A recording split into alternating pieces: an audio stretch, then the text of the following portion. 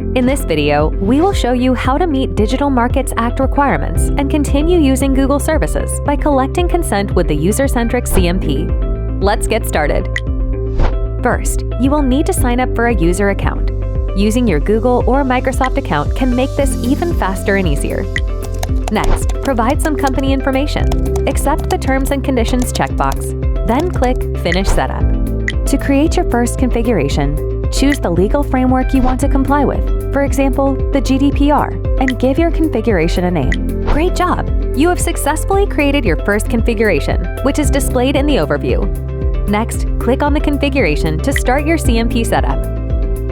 Usercentrics CMP supports dozens of languages, resurfacing options, and Google Consent Mode. These options and more can be configured in the Configuration tab. Next, scan your website to detect the third-party data processing services that collect user data. In the overview, you will find recommended categories, which enable you to add the relevant services to your CMP with just one click. In the Data Processing Services tab, under the Service Settings, you can now find all your added services from your website. You can add additional services like Google Analytics or Google Ads from our comprehensive database with over 2,200 data processing service templates. All services can be edited or created for your custom needs. Under the Appearance tab, you can design the look and feel of your CMP. There are extensive customization options to match your website's corporate identity. Under the Content tab, you can define your banner message and all other visible texts on the CMP.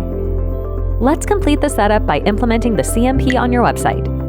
Simply copy your CMP script tag, go into the code of your website, for example, via your content management system, CMS, and paste the CMP script tag into the head area at the top.